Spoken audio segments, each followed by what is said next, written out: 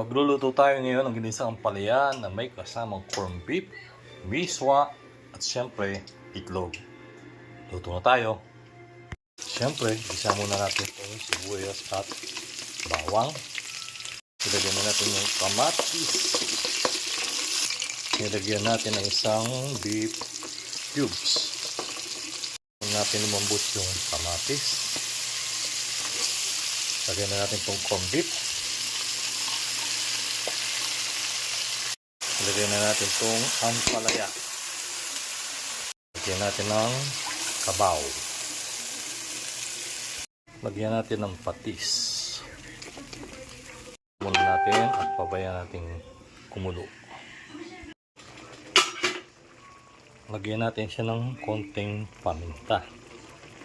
Pwede na natin ilagay yung miswa. Natin itong itlog.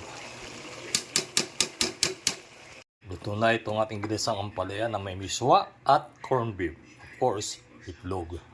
Kain na tayo.